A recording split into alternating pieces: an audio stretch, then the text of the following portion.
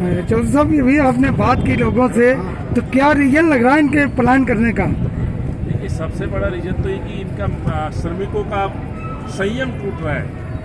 संयम इस बात का कि कब तक ये बेरोजगार दिल्ली में बैठेंगे। संयम इस बात का है कि कैसे अपने घर ये पहुँचे, इस संक्रमण के खिलाफ कैसे ये मुकाबला करेंगे शहर में, जहाँ ये शहर रेड जोन बन चुका है। तो भूख एक परेशानी है।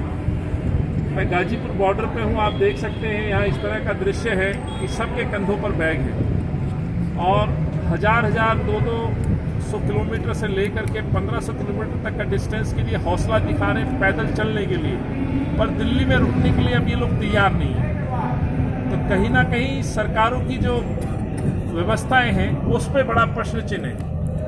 और दुर्भाग्य है इस बात का कि डिजास्टर मैनेजमेंट एक्ट के द्वारा जो मुआवजा, जो इनको सपोर्ट मिलनी चाहिए, उसके बजाय ये लोग मजबूर हैं पैदल निकल के अपनी जान को जोखिम में डालकर रेलवे ट्रैक से या हाईवेज पकड़ते हुए, पुलिसकर्मियों से हाथ जोड़ते हुए, या ट्रक या कुछ इस तरह से मालवाहक जो वाहन हैं उनसे गुजारिश करते अपने घर, अपने जिले की तरफ बढ़ रहे हैं। और दुखदायक घटनाएं मिल रही हैं। बॉर्डर्स पे लाठीचार्ज से लेकर के कई रोड एक्सीडेंट्स दिख रहे हैं और ये ऐसी घटना है शायद जो हमने अपने जीवन में, मेरे एज ग्रुप में तो मैंने कभी नहीं देखी, जहां इतना बड़ा पलायन इतनी बड़ी तादाद में हो रहा है। सर, आज पलायन करते हुए सुबह 3:30 बजे घटना हुई है, ये औरैया डिस्ट्रिक्ट में, वहाँ 24 लोग मरे हैं और 36 घायल हुए। उसके बारे में क्या कहना चाहेंगे? अपनी संवेदना प्रकट करता हूँ और यही बात मैंने इसलिए कही, इस सरकार को संज्ञान लेना चाहिए।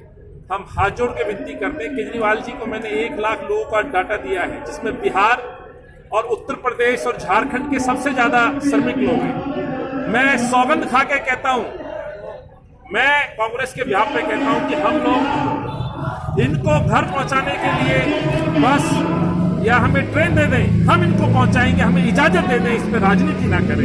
याद रखें। लेकिन सर, 2 दिन पहले केजरीवाल साहब ने कहा था कि प्रवासियों को घर तक पहुंचाने की जिम्मेदारी हम लेते हैं, उसका क्या हुआ? अब देखिए जिम्मेवारी किस तरह से ले रही है। देखो, श्रमिक देखिए, आप देख सकते हैं भीड़, ये यदि लोग निकले अपने घरों से तो कहीं ना कहीं इनका विश्वास टूट चुका है और इनका जब विश्वास टूट जाए श्रमिकों का, तो मैं समझता हूँ आगे वाली जो परिस्थितियां और गंभीर होती हैं। तो इन प्रवासियों के लिए कांग्रेस पार्टी किस तरह के कदम उठाएगी आगे? हम आज जिस रूप में भी हैं, आदरणीय सोनिया जी ने और आज राहुल जी ने प्रेस कॉन्फ्रेंस में भी किया है, हमें मदद करनी है।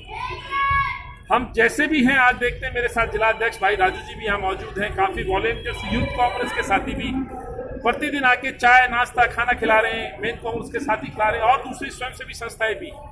ऐसा नहीं है, मदद के हाथ आगे भी बढ़ रहे हैं, लेकिन सरकार को जो व्यवस्थाएं करनी चाहिए वो नहीं हो पाई। तो हम इस नाते, जैसे सोनिया जी ने विश्वास दिलाया है श्रमिकों को, किसानों को, मजदूरों पर, उस विश्वास पे खरा उतरने के लिए कांग्रेस पार्टी का कार्यकर्ता मौजूद है। भोजन व्यवस्था से लेकर के उनको घर पहुंचाने की इजाजत मिलेगी तो घर तक भी हम पहुंचाएंगे। सर, एक सवाल है कि दिल्ली सरकार क्या इसमें फेल है? आप देख सकते हैं, यदि फेल नहीं होती तो ये व्यवस्थाएं आप देखें जो अव्यवस्था बन चुकी है। आप ट्रेन बुलाते हैं, रेलवे स्टेशन पे जो लोग उतरेंगे वो घर कैसे जाएंगे? आप मुझे बताइए, रेल दूसरे शहरों से आ रही है, आसाम से, गुवाहाटी से, जो लोग यहाँ उतर रहे हैं दिल्ली में, स्टेशन पे उतर के वो अपने लगेज पैदल लेके जा रहे हैं, या कोई मिल गया तो भाड़ा बहुत मांग रहे हैं, रिस्क लेके जा रहे हैं, जान जोखिम में डाल के जा रहे हैं। तो ये व्यवस्था है, कोई प्लानिंग नहीं है। और आपके चैनल के माध्यम से मैं एक बात कहना चाहता हूं, डिजास्टर मैनेजमेंट एक्ट को यदि फॉलो किया जाता तो शायद ये हादसे या ये अधूरी तैयारियां लोगों को मौत के कुएं की तरफ नहीं धकेलती। डिजास्टर मैनेजमेंट एक्ट के द्वारा ये एक्ट बनाया इसलिए जाता है कि राष्ट्रीय आपदा यदि आती है तो इस एक्ट को ध्यान में रखते हुए, जैसे संविधान को ध्यान में रखते हुए हम कानून का पालन कराते हैं, वैसे इस एक्ट को भी ध्यान में रखा जाता तो प्रदेश का प्लान बनता, जिले का प्लान बनता और आपका लोकल प्लान बनता। और ये लोकल प्लान तब बनता है जब वहां के लोगों से पूछताछ करके, बातचीत करके तैयारियां की जाती है। इस सरकार ने कोई तैयारी नहीं की, किसी RWS से नहीं पूछा, किसी वहां सिविल सोसाइटी के व्यक्ति से नहीं पूछा, वहां किसी के लोकल गांव, बस्ती, मोहल्ले में जो लोग रहते हैं आपको क्या चाहिए, उनकी परेशानियों को सूचीबद्ध नहीं किया। उन्हें क्या दिक्कतें आएंगी उनको नहीं उन्होंने सुना, और यही नतीजा है कि केजरीवाल जी शाम को प्रतिदिन आए, प्रेस कॉन्फ्रेंस की और अपने घर चले गए, जिसकी वजह से ये हालात आज पूरी दिल्ली में। तो फिर इतना लोग बड़ा पलायन हमने जिंदगी में नहीं देखा, और जिन लोगों ने अपना आशियाना दिल्ली को चुना था, दुख होता है कि उस दिल्ली को छोड़ के ये लोग जा रहे हैं। तो चौधरी साहब अभी लॉकडाउन के लिए तो सुझाव ले रहे हैं केजरीवाल साहब। 51 दिन बाद सुझाव लिए जाना, मैं आप लोगों से पूछना चाहता हूं, 51 दिन पहले ये सुझाव लेने चाहिए थे। क्या केजरीवाल जी तब आपने सुझाव लिया जब ठेके पर रेट बढ़ाए, ठेके खोल दिए? क्या जनता से तब सुझाव लिया? पेट्रोल पे आपने टैक्स बढ़ा दिया, डीजल पे टैक्स बढ़ा दिया।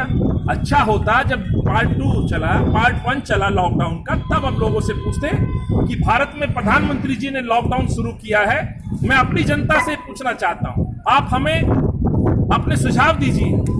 ये कौन सा सिस्टम है? एक ही दिन रातों रात बता दिए कि 5.5 लाख लोगों ने सुझाव दे दिए। यानी कि अपने फैसलों को जब हमने इनके सवाल पूछे, हमने इनसे प्रश्न पूछे, आप बताइए कैसे आप ये निर्णय ले रहे हैं, तो कहीं ना कहीं उस डर और उस खौफ की वजह से केजरीवाल जी ने आज लोगों के सुझावों की संख्या दिखा करके अपनी आड़ ले लिए। उसके पीछे अपने देश से अपने फैसलों को वो थोपना चाहते हैं, और यही कारण है कि पहले दिन से इन्होंने कोई सुझाव नहीं लिए, तुगलकी फरमान देते रहे और बार बार बयान बदलते रहे। चाहे 1000 मरीज दिल में आने की बात थी, आज उन्होंने कहा क्वारंटीन में जाइए, फिर कहा कि पॉजिटिव केस अपने घर जाइए, हम ट्रीटमेंट नहीं दे सकते। ये तमाम विफलताएं साथियों जो मैंने आपसे कही हैं, और इसको स्वीकार करना चाहिए केजरीवाल जी को। लेकिन अभी भी केजरीवाल का ध्यान अपनी आर्थिक जो सरकार का जो खजाना है उसको भरने में लगा हुआ है। मुझे नहीं पता, बड़े बड़े ऐड लगने शुरू हो गए। अच्छा होता इन लोगों के लिए बसें लगा देते। आज ITO चौक पे आप जाके देखें, कल फुल पेज का ऐड मैंने देखा जिसमें कहा गया मास्क लगा के रखिए, हाथ धोइए।